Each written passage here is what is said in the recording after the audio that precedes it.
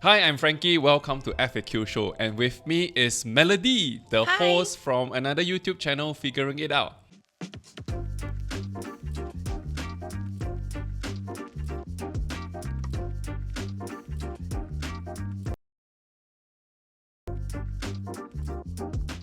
Hi, I'm Melody. I'm 22 years old this year. And as you said, I'm the host of Figuring It Out. Okay, many of you may be wondering what Figuring It Out actually is. So to put it in short, it's basically a channel for most 20-year-olds to figure out life. It's a place for us to basically learn and make mistakes, but at the same time understand what adulthood really is. So it's about career, relationship, finance, and more. But FAQ Show is about investment, stocks, and all that. So why are you here today?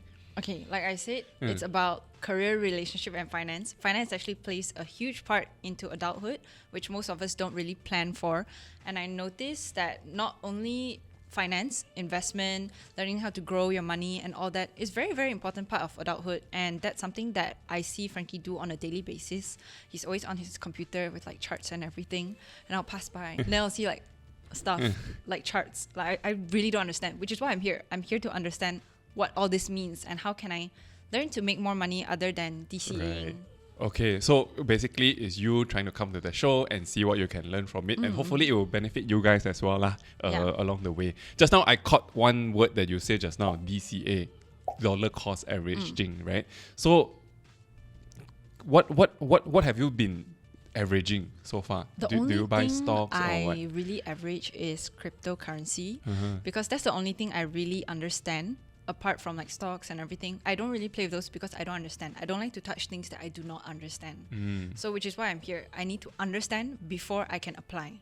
Okay, so is that the only strategy you have? You just dollar cost average and then just hope that maybe 10 years later you see there's a lot of money there, then you can do whatever you want in your life. Wait, actually, yeah, that's the only strategy I have. So since you are here, you are new, today's episode is really just about bringing those technical jargons down so that everybody can understand, and hopefully you guys will benefit from it as well. You have been DCAing, dollar cost averaging, but do you know that you can actually make more without actually having to do much more? What do you mean? You just need to do a slightly more stuff to your portfolio and your accounts, and you can actually gain more than what you're currently doing right now. Like you can do that? Can. And it's very easy to learn, and I think for a person who is 20 years old, you definitely will be able to grasp whatever that I'm going to say. In fact, I'm going to tell you 3 things for you to take away today, and hopefully you go and try it out, and then maybe next time you can come back to the show and then you can share your experience with us on your journey using those 3 things, right? Okay. I'm excited. So the 3 things is very simple. The first one is called Securities Borrowing and Lending. Okay. Second thing is called margin financing. And the third one is more interesting but also higher risk, which is we try to look at a total asset class called futures trading. Wow, sounds fancy. Like Back to the Future. Yeah, that's what I was going right? to say. It sounds like a sci-fi movie. Yeah, sci-fi movie. Yeah, we will go down into that sci-fi route later. Okay. But first, we start from the very, very basic first, right? Let's start with stock borrowing lending or securities borrowing lending first. How much do you know about this, or you have no clue at all? This is the first time that you're hearing this. I honestly don't know what it is. Do you want to try to guess what it means?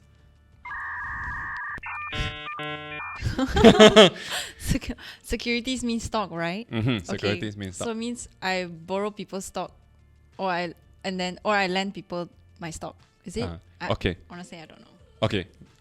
It's actually a very easy to understand kind of structure. So you have been doing a lot of DCA, right? Okay. So what do you buy again? Bitcoin. Okay. So you buy a lot of Bitcoin over time, and you've built a position of Bitcoin yourself. What do you do with your Bitcoin? I just let it sit there. You just let it sit there, right? Yeah. Doing nothing, right? And hopefully 10 years later, you go to like whatever price, Yeah. you can make money from it, right? Okay. So let us step away from cryptocurrency for now, because all these crypto stocks and all that sounds very technical. We bring it back to something that's easier to understand. Let's say property. Today you're going to buy a house, but you don't plan to stay in it. Then the house is going to collect dust, right? Yeah. So what do you do with the house? I rent it out, obviously. Okay, when you rent it out, what do you get? I get rent money. So that is exactly the same concept on securities borrowing and lending. You already have the asset, which is, in your case, is Bitcoin. In the example case, is a property. But in securities borrowing and lending, it is securities, stocks. So these are all called assets. You take these assets, you lend it out to other people, and other people will do whatever activities that they want to do. At the end of the day, because they took your asset, they rented it, they need to pay you an interest. Which is the rent.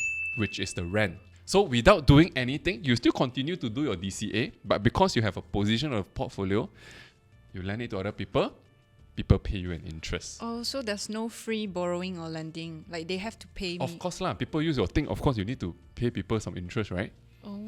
So that's the concept of stock borrowing and lending. Then why can't they just buy the stocks? Why do they have to borrow my stocks? Very good question. Okay, so why do people want to borrow stocks from other people, right? And some more, you need to incur interest some more. Yeah. This will come when a trader or the investor thinks that a certain asset is very expensive.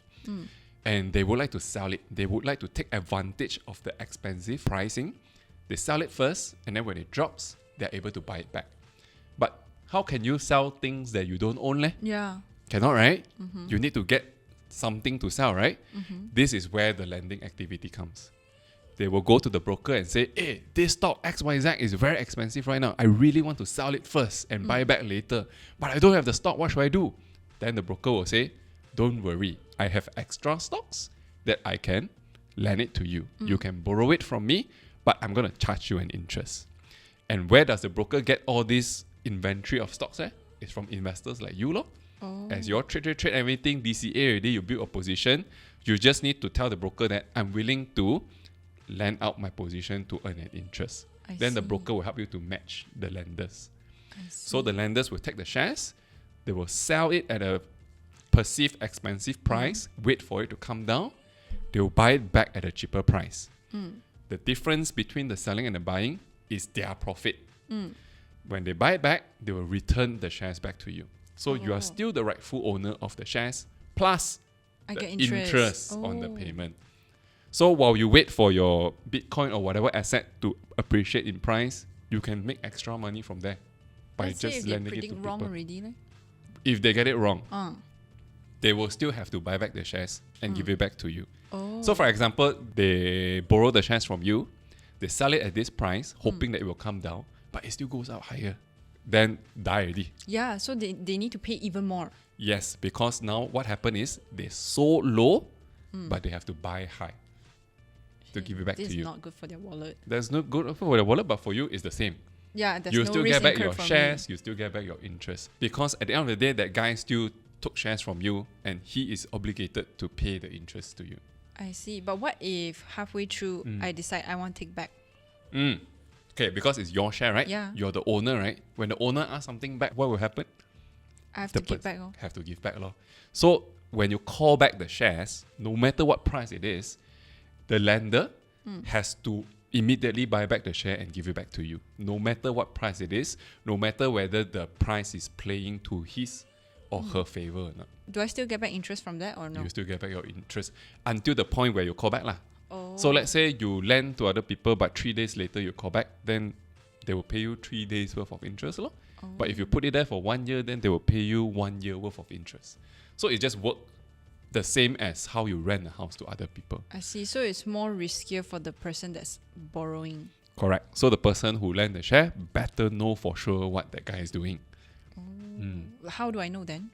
You will know and you don't need to know. Because to you, your job is just to lend the shares to the person. The person's job is to take advantage of the position that he thinks is expensive and hope for the share price to come down.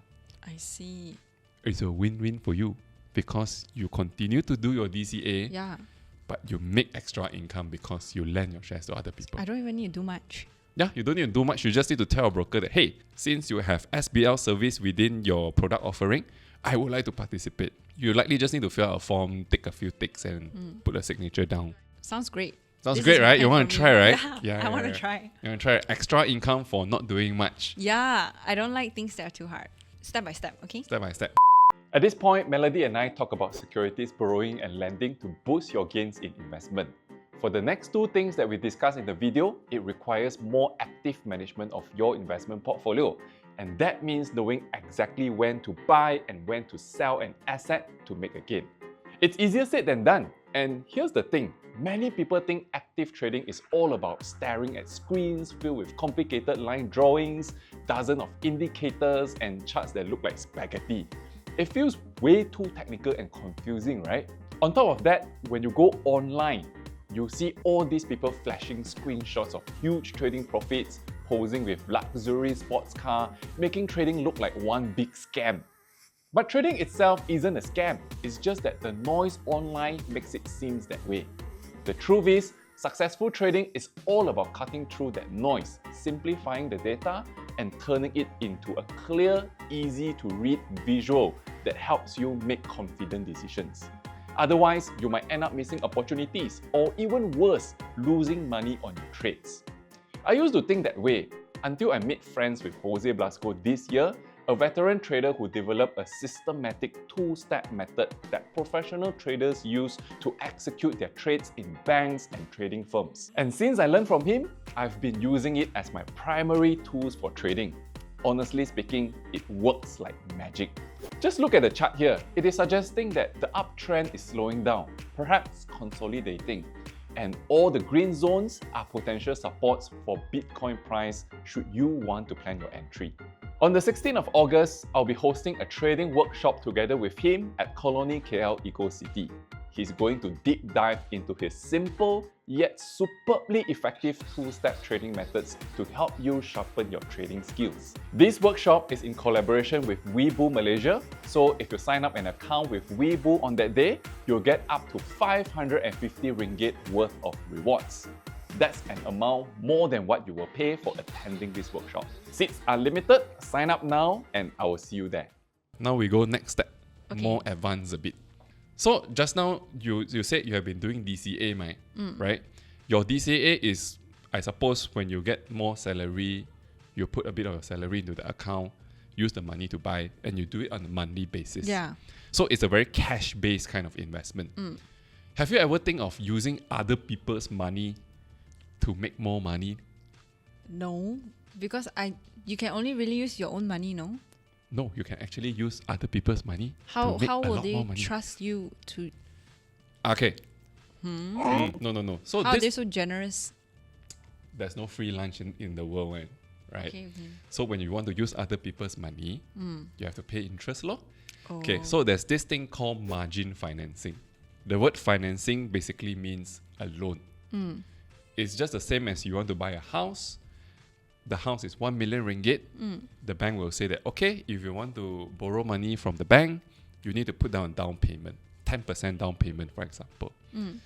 So you put in 100,000, the bank is going to lend you 900,000. Together with the money, you buy the house. 1 million. 1 million. That's called leverage, but that's called financing lah. So in the context of stock investing, it's also the same.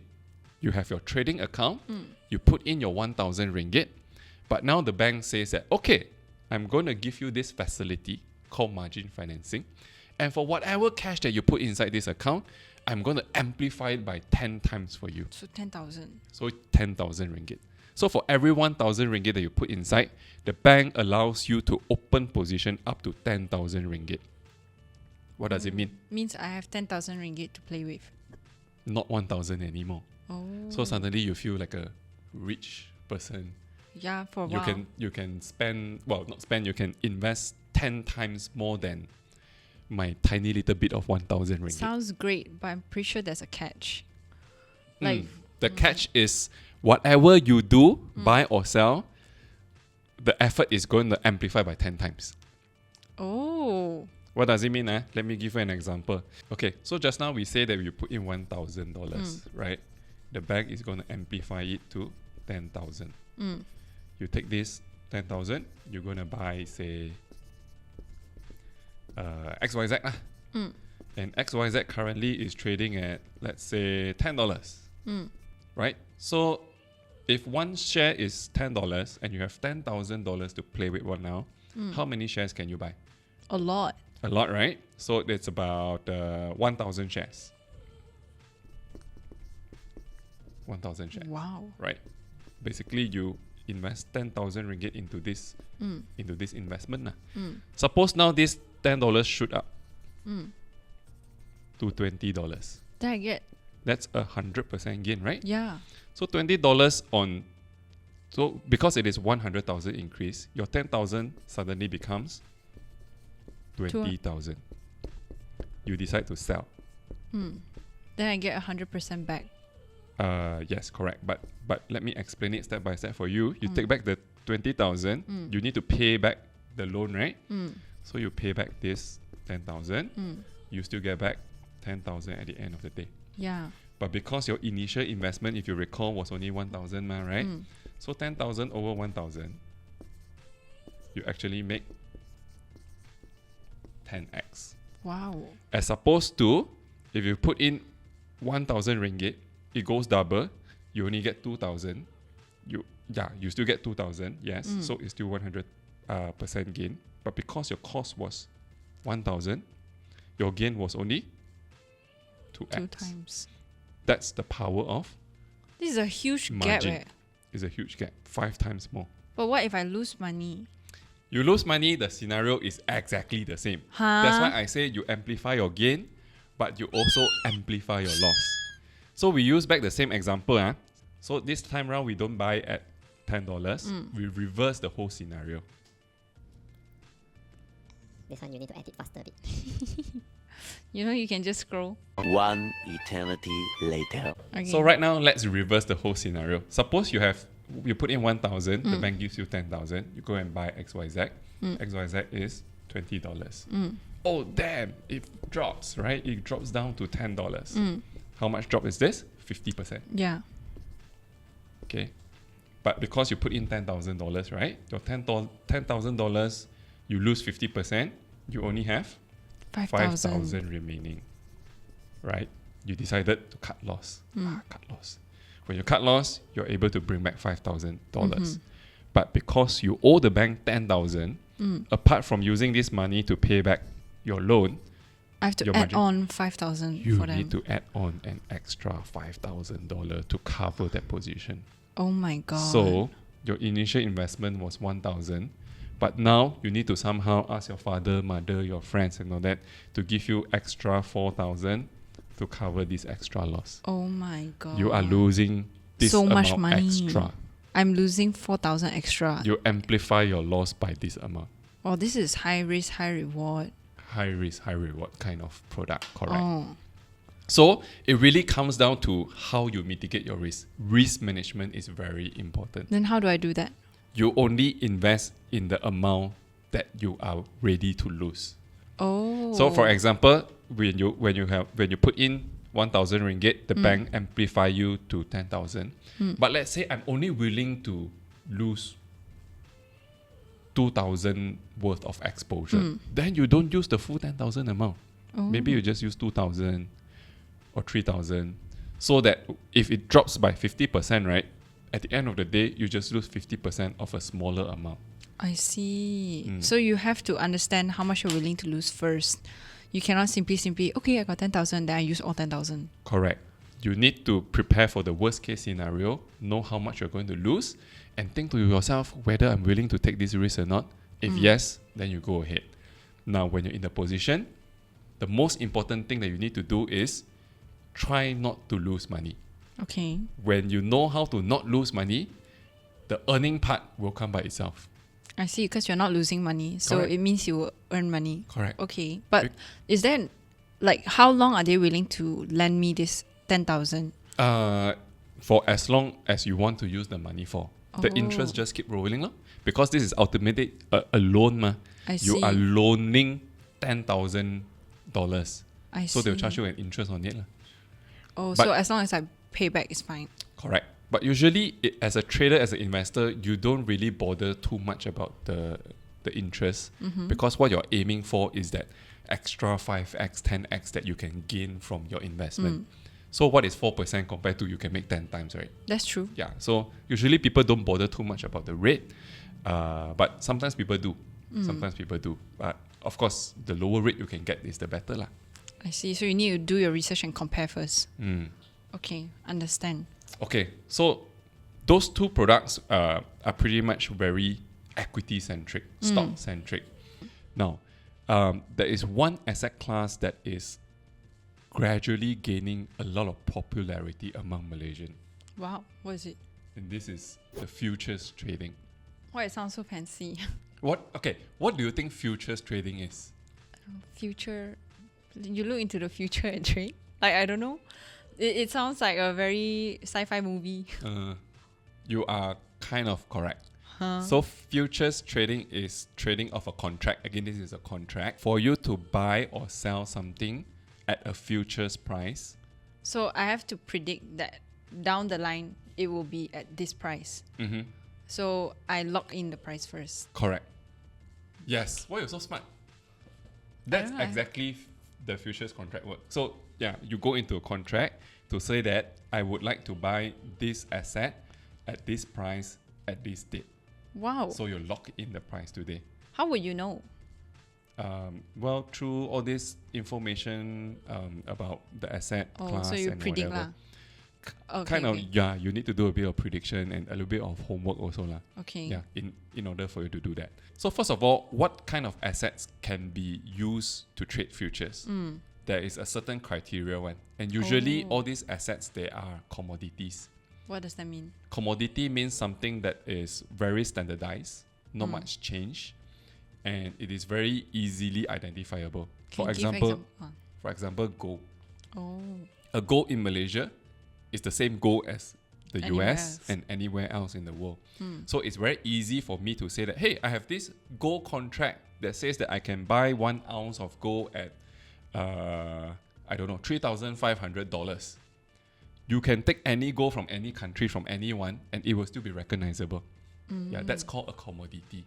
Okay, Yeah. understand. So as such, there was one point in time a lot of people asked whether we can do a durian futures in Malaysia. Huh? Is it really that big of a commodity though? Well, it will be quite interesting, to be honest, if we have a durian futures. But technically speaking, it is very hard to achieve that dream. Because you have different species of durian, and durian will spoil after 2-3 days. So the value of durian is very short. Yeah. If you don't sell within 1 week, basically no more value already. It's not like gold you can keep for 100 years. It is still gold, right? Yeah, because it won't spoil. Yeah, so durian doesn't qualify to become a commodity, and as such, it is very difficult for Malaysia, if ever they want to come up with a durian futures. But why is futures trading popular in Malaysia? Like starting to gain popularity? Again, it's because of leverage. I don't understand. So why is it gaining more popularity among traders to go into futures, right? Is that futures trading, first of all, you need to open a trading account for sure. Secondly, you need to deposit some money into it. When you deposit money into it, immediately the bank is going to give you a margin. And the margin could be 10x, 100x. So again, when you put it 1,000 ringgit, for example, your account is immediately amplified to 10x, 10,000 ringgit. Okay. Then with this 10,000 ringgit, you will start trading futures contract. Let's say you go into a futures contract that is 100 ringgit, for example. And you are betting that, let's say, palm oil is going to go up 100% in the next 6 months. So it will go up. As it goes up from 100 ringgit to, so from 100 ringgit, it goes up to 200 ringgit. You make 100% gain, right? Yeah. Again, it is the same principle. Because your account is amplified by 10 times, you will get 10 times the gain. And if it falls, it's also the same. Your loss is going to amplify by the same quantum as well. So this one also got expiration date? Yes, futures have expiration date. So what happens is that when it comes nearer to the expiration date, usually what traders do is they will do this exercise called a rollover. What's that? Let's say, for example, one contract is going to expire end of July. Now is today, as of today, is the 17th of July, right? So come nearer to end of July, 29th, 30th of July. What they do is they will sell this contract, but they will roll over into the August contract. Because very likely, by the end of July and the early August contract price will not differ too far. because it's quite short period of time. It's like spillover. Yes, Okay. because it is a reflection, it's a spillover. So what people do is that if they want to continue to hold their position, they will sell their old position that's going to expire and they will buy the new position.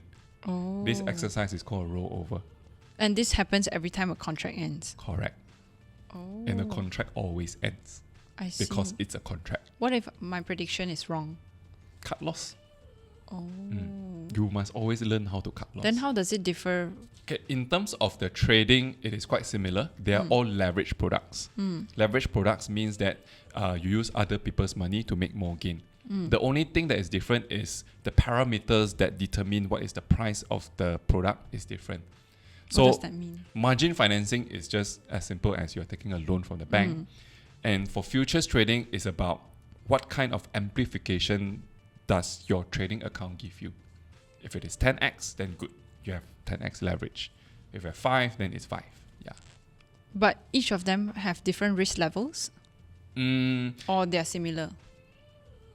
I would say the risk level is kind of the same because they're all leverage product. And how they leverage is based on the ratio. How to control the risk is pretty much about how much you are able to stomach yourself. For margin financing is you borrow money from the bank, you make sure you pay back lor. There's nothing much to say. You must know how to cut loss. For futures trading, it could be more volatile because the whole world is trading the same product together with you. Oh. And because your account is leveraged, you must always have a very good strategy when to take profit and when to cut loss because your running number on your account plus minus is a live one. So if you cannot stomach all this movement, right, sometimes can be quite stressful. You see your deposit amount 1,000 ringgit in your account, suddenly it's 1,001, 1,005, something dropped to 800. Oh. And then you know that by 700, bank is going to call you for you, ask you to top up. Then you scared. Oh. There's a lot of all this anxiety running in the blood. Sounds so stressful. Yeah. Okay, maybe it's not for me. Okay, so if it's not for you, then the most basic asset for you to think of how you can make extra money from your DCA strategy is stock borrowing and lending. Lor. Yeah, I was going to say that's probably most suitable for me for now. Correct. Okay, then I think the first one is still most suitable for me. I'm not a risk taker, guys. Right. Cool. Okay, so maybe you can start from there. But I'm pretty sure once you get a hang of it, you may want to try other products as well. Yeah, gradually increase. So you should come more to the show. Then we will all try to give you that confidence to go and try other things. Okay. If that's okay. Yeah, Frankie will teach me. Right. So will I see you next week also? If you want me to be here, I'll be here. Okay. If you want to see more of Melody from Figuring It Out, maybe you can leave your comments down below. We'll ask her to come to the show again next round on FAQ. Okay, bye. See you.